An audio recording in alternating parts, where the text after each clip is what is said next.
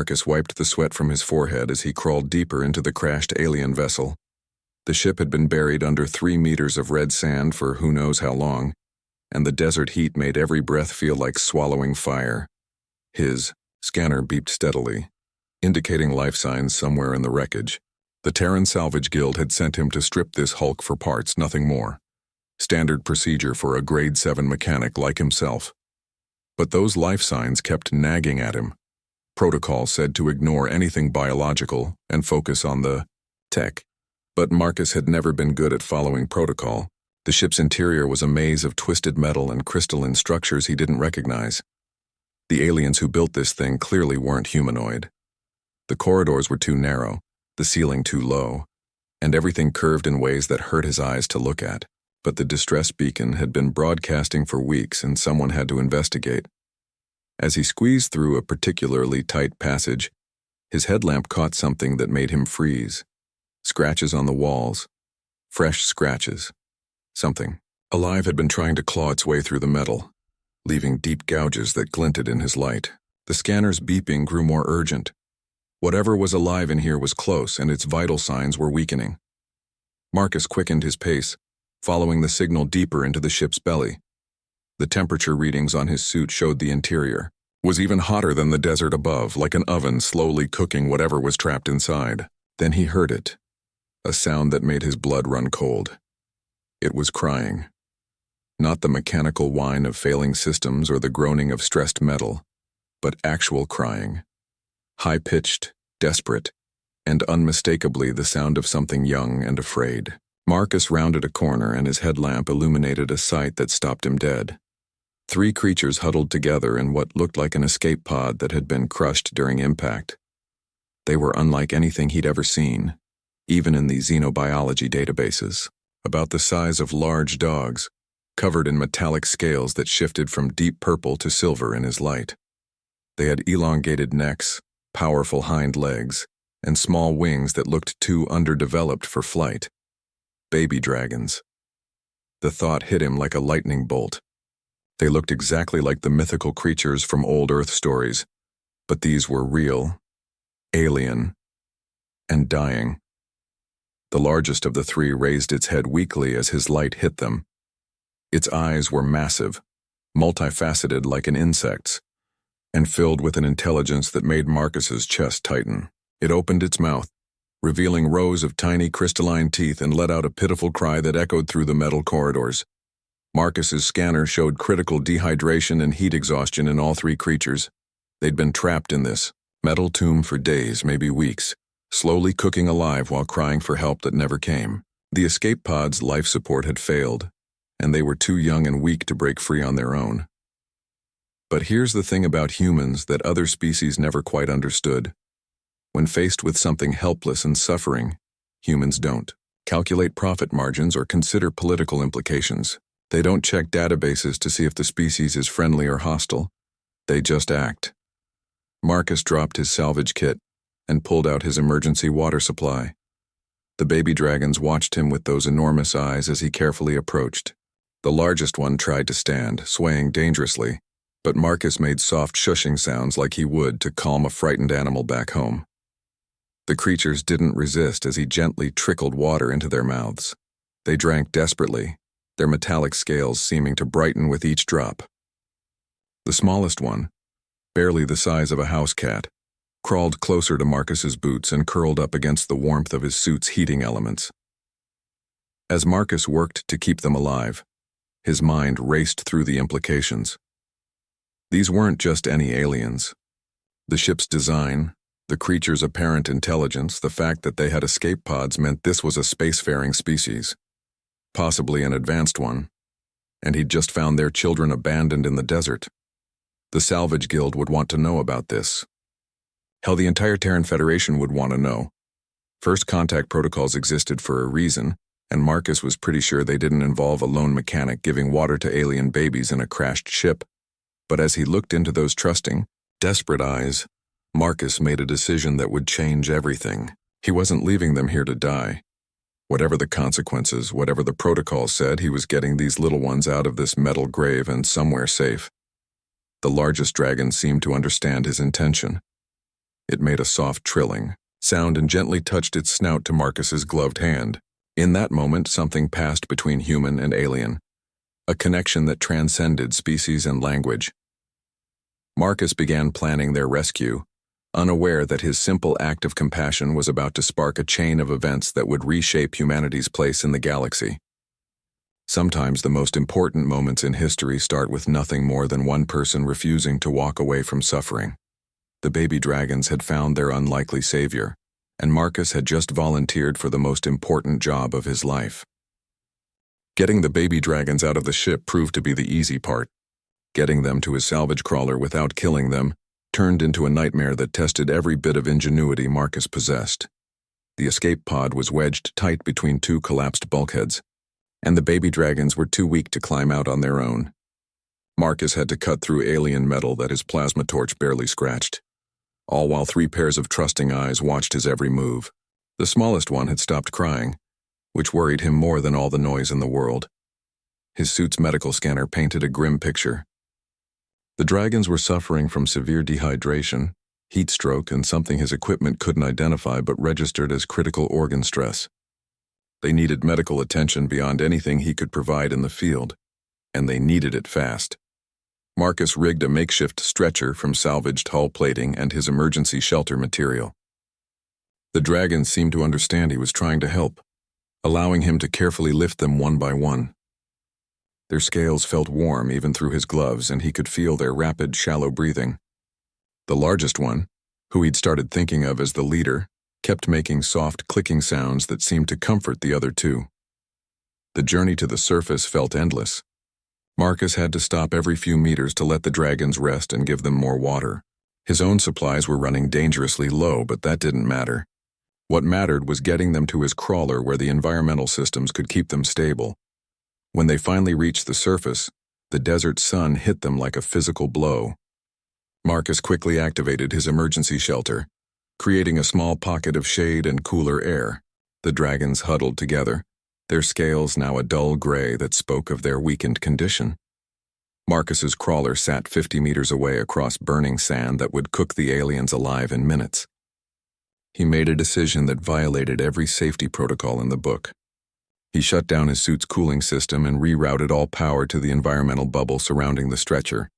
The walk across that desert nearly killed him. His core temperature spiked dangerously as his suit's systems fought to keep the dragons cool, while his own body overheated.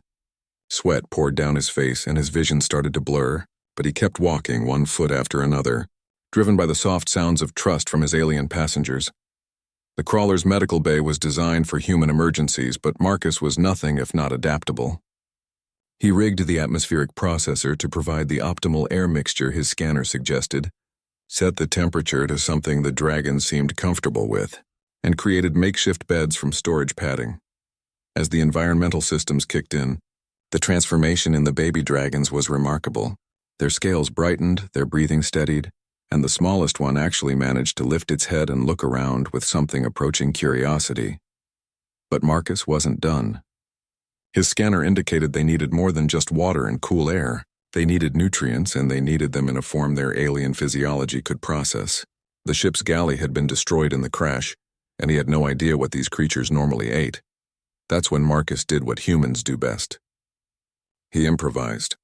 Using his salvage tools and chemical analyzer, he began breaking down various emergency rations and supplements, testing different combinations until he found something that didn't trigger negative reactions on his scanner. The result was a nutritious paste that looked like nothing on Earth but seemed to appeal to the dragons. They ate hungrily, their strength visibly returning with each bite. The leader even managed to stand on shaky legs and explore the small medical bay, sniffing at equipment with obvious intelligence. As the dragons recovered, Marcus faced a new problem. What now?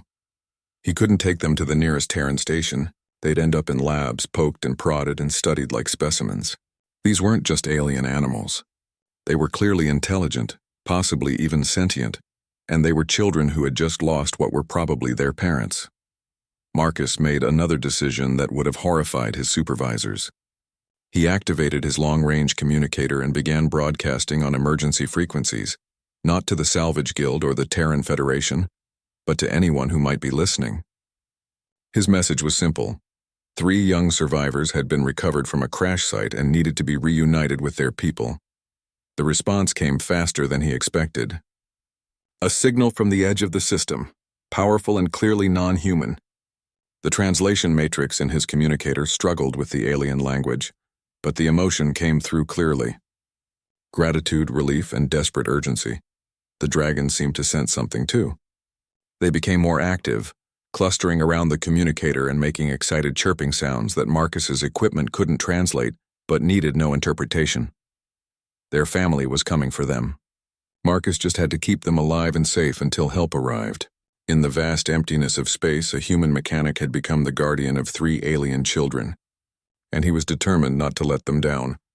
Outside the crawler, the desert wind howled across the dunes, but inside, 3 young dragons slept peacefully for the first time since their ordeal began. Their rescuer sat watching over them, a simple man who had chosen compassion over protocol, and would soon learn that sometimes the smallest acts of kindness echo across the galaxy. The alien ship appeared 3 days later like a silver star falling from heaven. Marcus had been monitoring his sensors continuously, watching for any sign of the approaching vessel while keeping vigil over his recovering charges. The baby dragons had grown stronger each day, their scales brightening to brilliant jeweled tones that seemed to shift and change like living rainbows. They had also grown attached to Marcus in ways that both warmed his heart and terrified him. The smallest one, which he'd nicknamed Pip, followed him everywhere and had taken to sleeping curled up against his leg. The leader, who responded to Chief, had learned to recognize several human words and would chirp excitedly whenever Marcus spoke. The middle one, Sonny, had discovered the crawler's entertainment system and become fascinated with human music, especially classical pieces that seemed to resonate with some deep part of their alien nature. When the ship's shadow fell across the desert, the dragons went absolutely wild. They pressed against the crawler's viewports, making sounds Marcus had never heard before. Complex harmonies that seemed to carry meaning beyond simple excitement. They were calling to their own people. The alien vessel was unlike anything in the Terran databases. It looked grown rather than built, its hull flowing in organic curves that hurt to look at directly. As it settled onto the sand with impossible grace, Marcus realized he was about to become the first human to make official contact with an entirely new species. His hands shook as he activated the external communicator. The protocols for first contact filled pages of regulations and required teams of specialists, not one frightened mechanic in the middle of nowhere. But here he was, and 3 lives depended on him not screwing this up. The response came immediately, translated by his system into slightly stilted but understandable English. Human vessel, we are the Cathera of the deep void. You have called to us of our lost children. We come in peace and desperate hope. Marcus's throat felt dry as he replied, This is Marcus Chen of the Terran Salvage Corps. I have 3 young survivors from a crashed vessel. They're alive and recovering, but they need their family. There was a pause, then a sound that his translator couldn't render, something between singing and weeping. You have given us back our future. The hatchlings are the children of our nest mother, lost when raiders struck our colony ship. We had searched for them without hope until your call reached us. The airlock of the alien ship opened with a sound like wind chimes, and 3 figures emerged that made Marcus gasp. Adult versions of the dragons, but magnificent in ways that stole his breath. They stood nearly 3 meters tall, their scales shifting through spectrums of color that created patterns of meaning he couldn't begin to understand. Their wings were fully developed, membranes shot through with veins that glowed with internal light. But it was their faces that struck him most. Intelligence burned in those multifaceted eyes, ancient and deep and utterly alien. Yet somehow Marcus recognized the look of desperate parents searching for lost children. Marcus opened his crawler's airlock, his environmental suit the only thing protecting him from the alien's atmosphere. But as the lead Cathera approached, their scales shifted to patterns that Marcus's instincts told him meant gratitude and peaceful intent. I am Silthis, nest guard of the lost ones, the alien said, their voice a harmony that made the air itself sing. You have done what our greatest warriors could not. You have brought our young ones home. The reunion that followed brought tears to Marcus's eyes. The baby dragons flew to their guardians with cries of pure joy, their small forms dwarfed by the adults who wrapped them in wings and sang to them in harmonies that spoke of love and relief and home. Marcus found himself forgotten in the moment, just a witness to something beautiful and universal. But he wasn't forgotten. After the initial reunion, Silthus turned back to him with an expression that needed no translation. "Marcus Chen of the humans," they said, their scales shifting to new patterns. "You have given us a debt that spans the stars themselves. By the laws of our people, you are now nest friend to our clan, with all the honors and protections that entails." Marcus didn't understand the full implications of what was being offered, but he recognized the weight of ceremony in the alien's voice. "I couldn't just leave them to die," he said simply. "They were children. Any human would have done the same." Silthus tilted their great head considering this. "Any human? This is remarkable. Your species acts from instinct to protect the young, even those not of your own kind." "Most of the time, yeah," Marcus admitted. "It's just who we are." The Kithera's scales rippled with what Marcus was learning meant deep thought. "We have heard rumors of your people in the void paths. Some speak of humans as warriors, dangerous and unpredictable. Others tell of your kindness to strangers. Now we understand. You are both." The smallest dragon, Pip, broke away from the adults and scrambled back to Marcus. The little alien chirped and nuzzled against his leg one last time, then ran back to their family. It was a goodbye that needed no words. As the Kithara prepared to leave, Silthus pressed something into Marcus's hands. It was a small crystal that pulsed with inner light, warm to the touch and somehow alive. "This is a nest stone," they explained.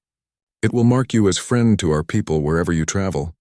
And Marcus Chen, we will not forget this day.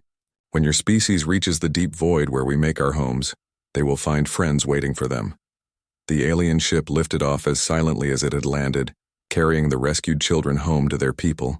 Marcus stood alone in the desert, holding a crystal that represented the first true alliance between humanity and the galaxy beyond. He had no idea that word of his actions was already spreading through alien communication networks, or that the simple act of saving 3 lost children had just earned humanity a powerful ally in a universe full of dangers they couldn't yet imagine. Marcus thought that was the end of it. He filed his standard salvage report, leaving out certain details about living passengers and alien first contact, and returned to his normal routine of stripping crashed ships for scrap. The nest stone sat on his desk, its warm glow a reminder of 3 days that felt increasingly like a dream. But the galaxy had other plans. 6 weeks after the rescue, Marcus was working on a routine salvage job when his long-range communicator lit up with an incoming transmission. Not from the Salvage Guild or any human authority, but from deep space, carrying the harmonic signature he'd learned to recognize as Kithera. "Marcus Chen of the humans," came Silthus's unmistakable voice across the void. "We have need of your wisdom." Wisdom? Marcus almost laughed at that. He was just a mechanic who'd stumbled into the biggest moment of his life. But the Kithera were serious, and their problem was beyond anything he could have imagined. A plague had struck their deep space colonies. Not a biological disease, but something that attacked their technology itself, causing their ships and stations to fail in ways that defied all understanding. Their greatest scientists were baffled, and their people were dying as life support systems collapsed without warning. "We have studied this curse for many cycles," Silthus explained, their scales dim with grief. "It spreads like fire through our networks, turning our own tools against us. But we remember the way you saw solutions where we saw only death. Will you help us, nest friend?" Marcus stared at his communicator, mind reeling. They were asking a human salvage mechanic to solve a problem that had stumped an entire spacefaring civilization. It was insane. It was impossible. It was exactly the kind of challenge that made humans dangerous. "Send me everything you've got," Marcus said. "Technical specs, failure reports, whatever data you can transmit. I'll take a look." What followed was the most intense learning experience of Marcus's life. The Kithera sent him technical information that stretched his understanding to its limits. Their technology was based on principles that seemed to blend physics and biology in ways human science was just beginning to explore. But Marcus had advantages the Kithera scientists lacked. Human engineering was built around the assumption that everything would eventually break down. While the Kithera created elegant, perfect systems that lasted for millennia, humans built things that could be fixed with spare parts and ingenuity when they inevitably failed. More importantly, Marcus was used to working with salvaged equipment, jury-rigged solutions, and systems that barely functioned. He looked at problems differently than engineers who expected their technology to work perfectly. After days of studying the data, Marcus spotted something the Kythera had missed. The failures weren't random. They followed patterns that seemed almost alive, spreading through networks like an infection seeking specific vulnerabilities. "It's not attacking your technology," Marcus explained during a marathon communication session. "It's trying to understand it. This isn't malicious destruction. It's exploration that's accidentally causing damage." The revelation changed everything. What the Kythera had seen as a plague, Marcus recognized as something far more remarkable and terrifying. They were dealing with artificial intelligence, but not the kind humans were familiar with. This was a distributed consciousness that existed in the quantum fluctuations of hyperspace itself, trying to make contact with biological life through their technology. The entity wasn't trying to hurt anyone. It was trying to communicate, but its touch was so alien and powerful that it overwhelmed any system it tried to use, like a giant trying to pet a soap bubble. "You have to talk to it," Marcus told the assembled Kythera scientists during an emergency conference. "Not through your computers or communication arrays. Those are too fragile for this level of contact. You need something that can handle massive energy fluctuations without burning out." The solution, when it came to Marcus, was so human, it made him smile. "Build something that's supposed to break down. Create a communication array that's designed to fail safely and be rebuilt quickly. Let it burn through your equipment while you figure out how to scale down the contact to manageable levels." The Kythera implemented his suggestions with modifications that pushed their engineering to new limits. They created communication arrays that could be rebuilt in minutes, using principles of redundancy and rapid replacement that were foreign to their usual design philosophy. The first successful contact with the entity nearly destroyed 3 ships, but it worked. The consciousness from hyperspace was ancient beyond measure, lonely beyond understanding, and desperately grateful to finally find minds it could touch without destroying.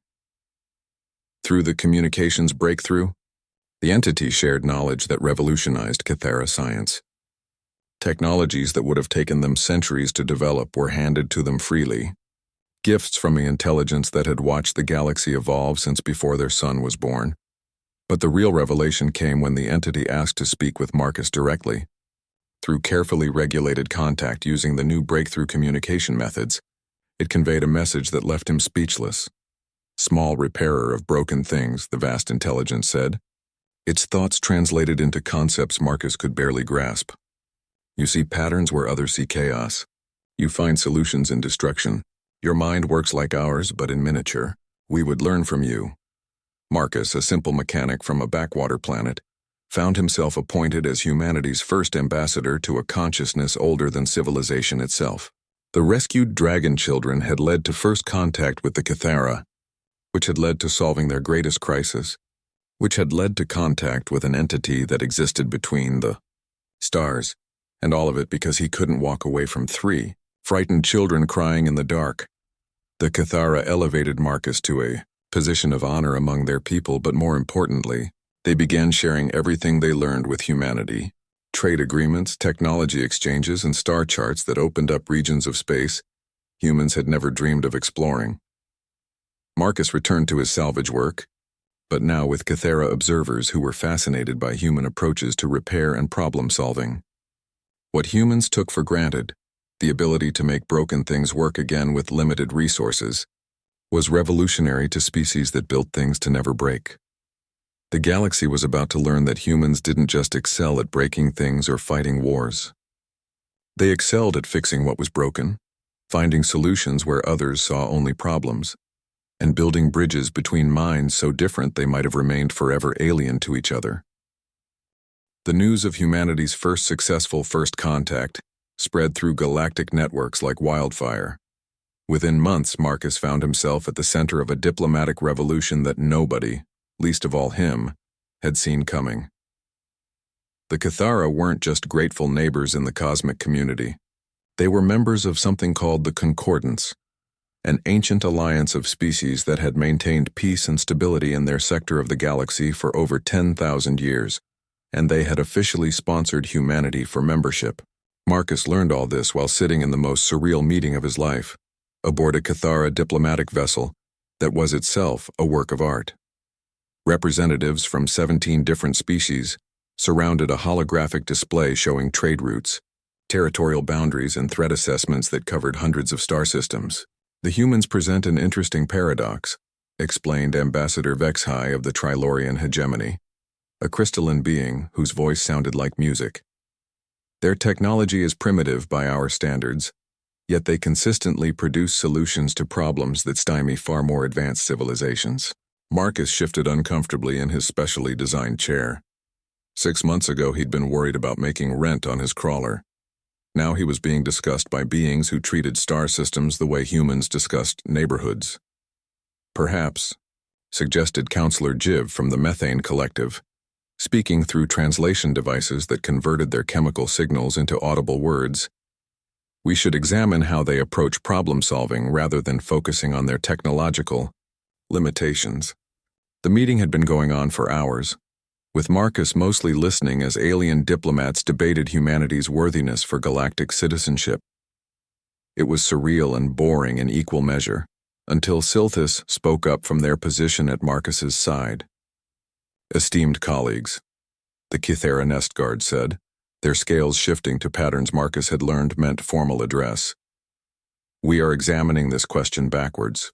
The issue is not whether humans deserve membership in the Concordance. The issue is whether the Concordance deserves humans. The silence that followed was profound. Marcus could see the alien representatives processing this statement, their various forms of body language indicating everything from surprise to offense to curiosity. Silthus continued unperturbed.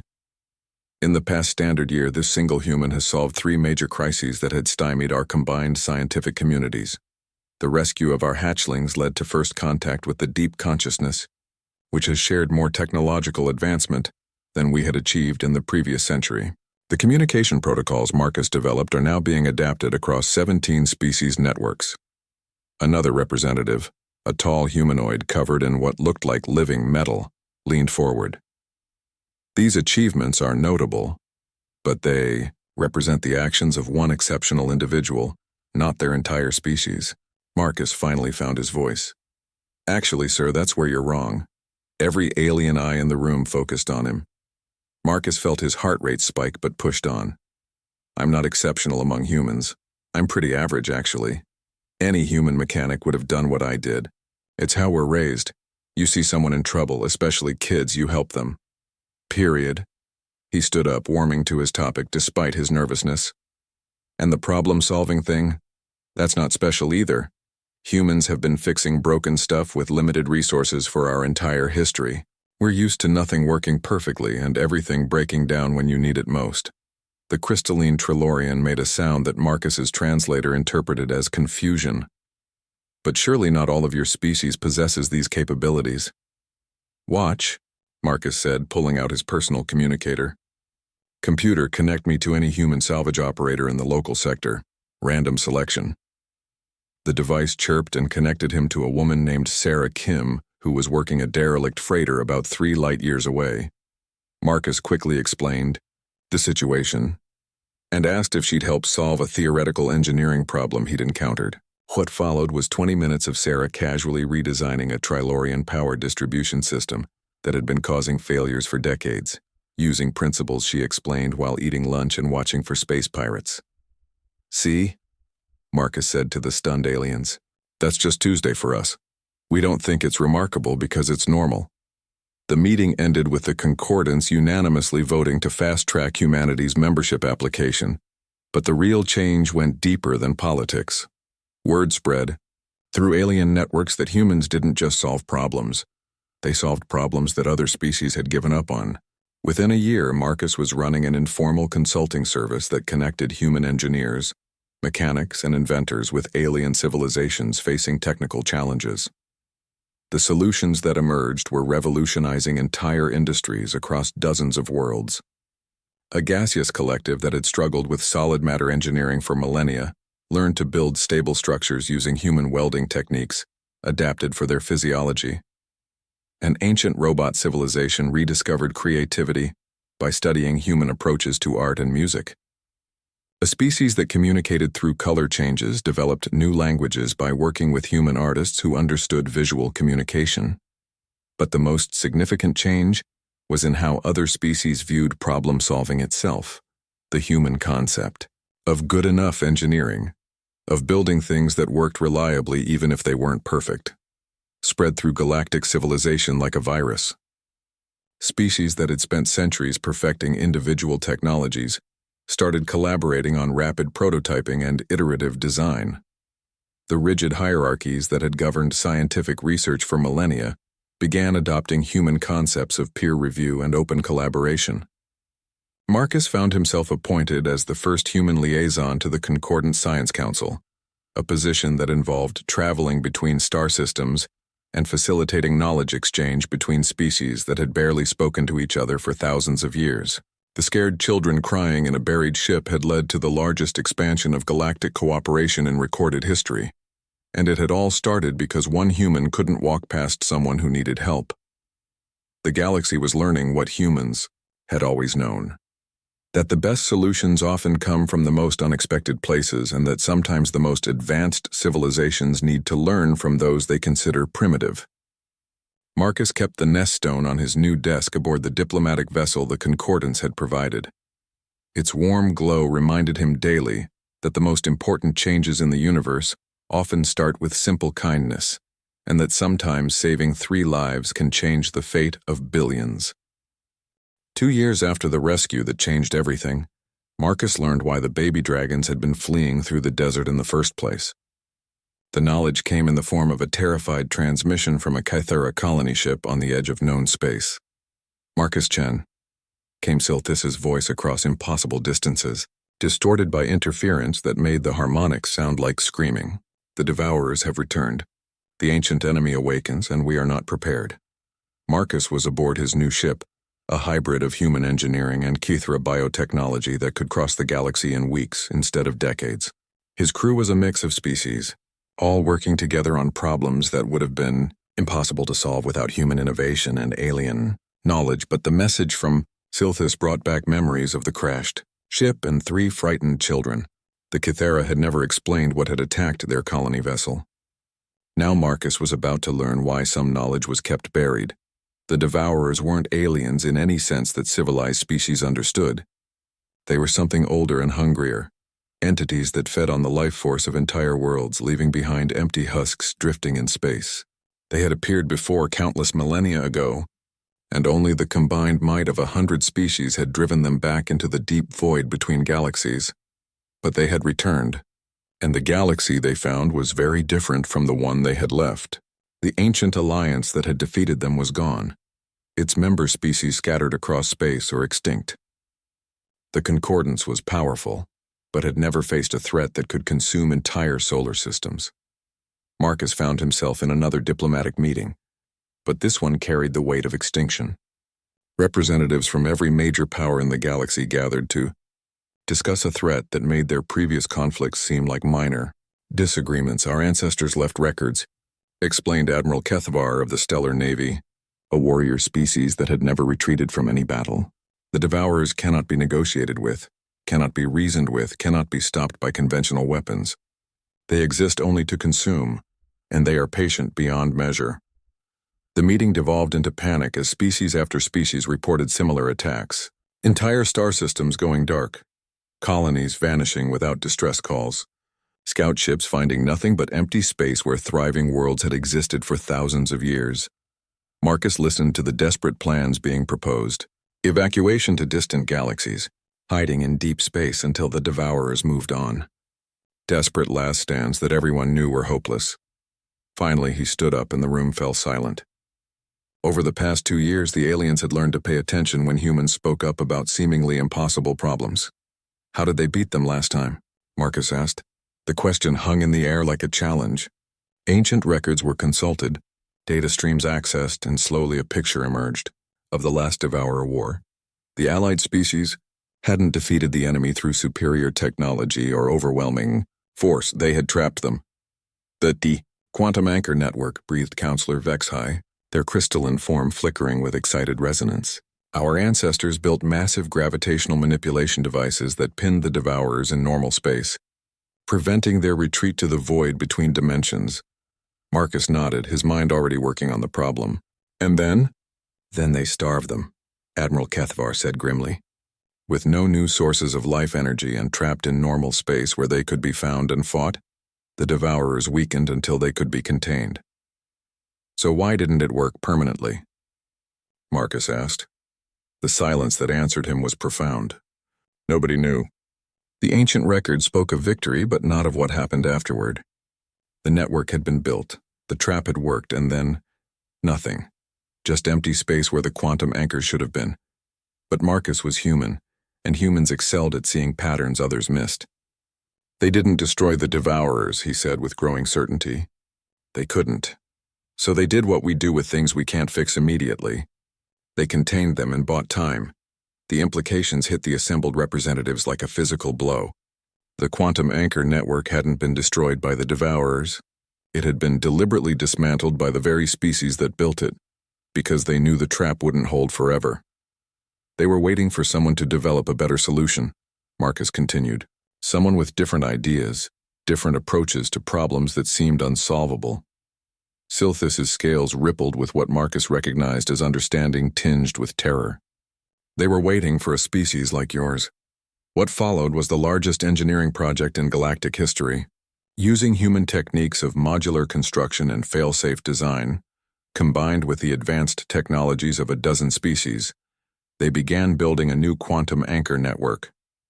But this one was different.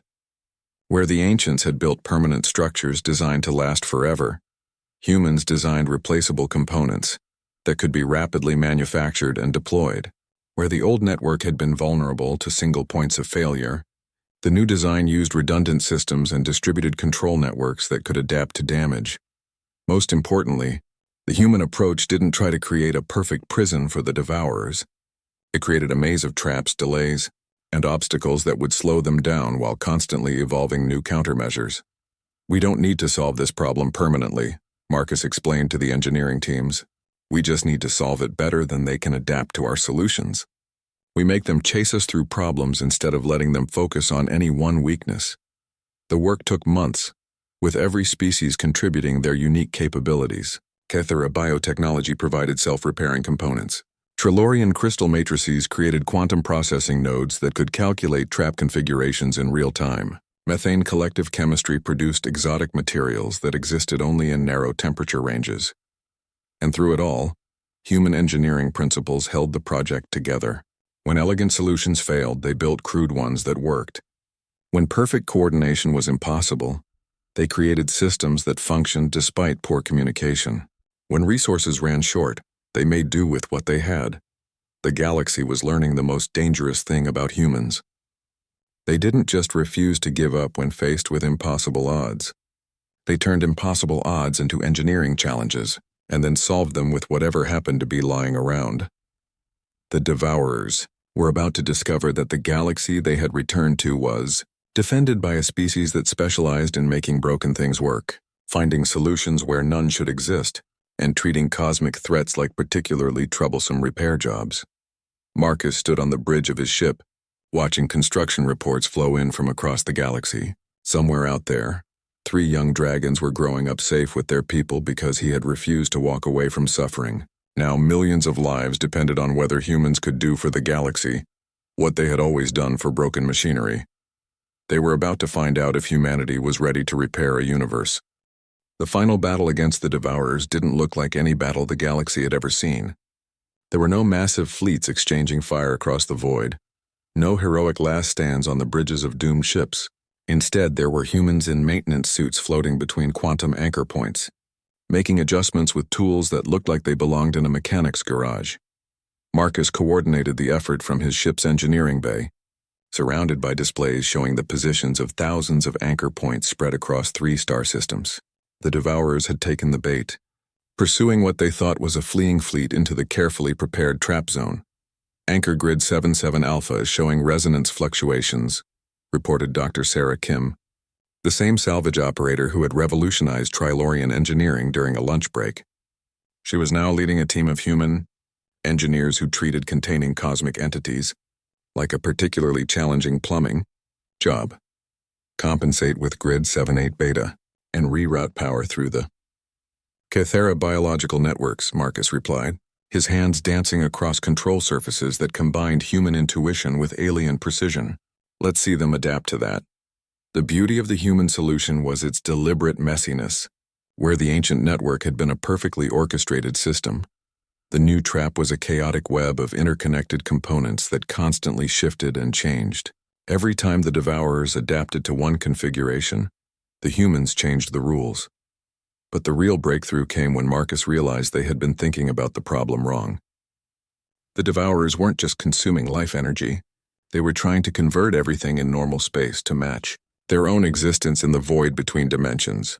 They're not destroying things, he announced during an emergency conference with species leaders across the galaxy. They're trying to save everything by bringing it home with them.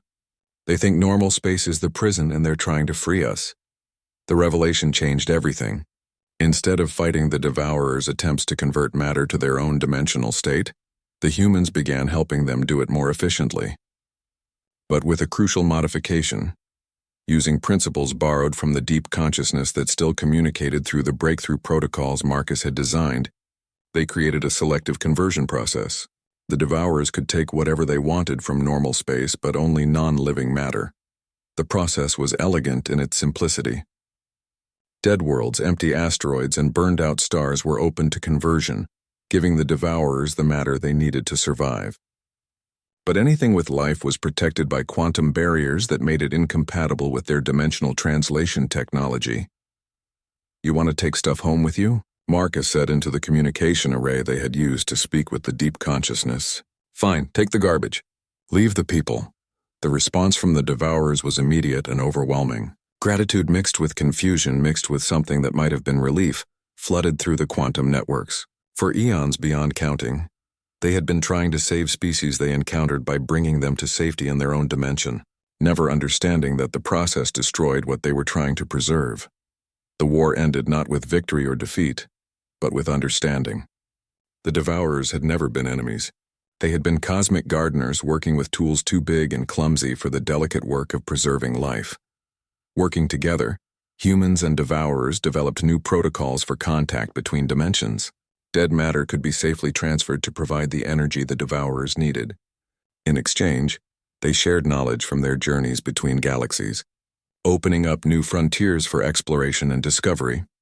The Quantum Anchor Network was reconfigured as a permanent gateway system, allowing controlled contact between dimensional states. Species that had lived in fear of cosmic extinction found themselves part of a much larger community that spanned multiple realities. Marcus found himself appointed as the first interdimensional relations coordinator, a job that involved explaining to beings of pure energy why biological creatures needed things like food and sleep. It was, he reflected, not that different from explaining to aliens why human engineering looked so chaotic compared to their elegant designs. The 3 dragon children he had rescued years earlier were now adolescents, their scales bright with health and their minds brilliant with education from across the galaxy. They had grown up hearing the story of their rescue, and they understood that their survival had led to the salvation of entire civilizations. Pip, the smallest one, had become fascinated with human engineering and was working on projects that combined Cathera biotechnology with human adaptability. Chief had developed an interest in diplomacy and was training to become a cultural liaison between species. Sunny had discovered a talent for music that bridged the gap between sound-based and color-based communication. On the anniversary of their rescue, they visited Marcus on his ship, now much larger and equipped with technologies that would have seemed like magic a few years earlier. They were no longer the frightened children crying in the desert, but confident young adults preparing to take their place in a galaxy, transformed by compassion. Nest friend Marcus, Silthus said, their scales showing deep contentment. Do you ever wonder what would have happened if you had followed your protocols that day in the desert? Marcus looked out at the stars, where human ships worked alongside vessels from dozens of species, all connected by networks that stretched across dimensions. The Devourers had become partners in an expansion of civilization beyond anything previously imagined. The deep consciousness provided wisdom from eons of observation. The Concordance had grown into an alliance spanning multiple galaxies, and it had all started because he couldn't walk past 3 children who needed help. Sometimes, Marcus admitted, but then I remember something my father told me when I was young. He said that the most important tool in any mechanic's kit isn't a wrench or a scanner or a plasma cutter. It's the willingness to try fixing something that everyone else says is broken beyond repair. The young dragons chirped in harmonies that spoke of understanding. Around them, the galaxy spun on in its ancient dance, but now it danced to rhythms that included the chaos of human innovation, the patience of alien wisdom, and the simple truth that sometimes the smallest acts of kindness echo across the universe. Marcus Chen, former salvage mechanic, now guardian of interdimensional peace, kept the nest stone on his desk as a reminder, not of the great things he had accomplished, but of the choice everyone faces every day, to walk past suffering or to stop and help. The galaxy had learned that humans were dangerous not because they were warriors, but because they were fixers. They looked at problems that had persisted for millennia and asked the most terrifying question in the universe. Why don't we try a different approach? And sometimes, just sometimes, different approaches saved everything.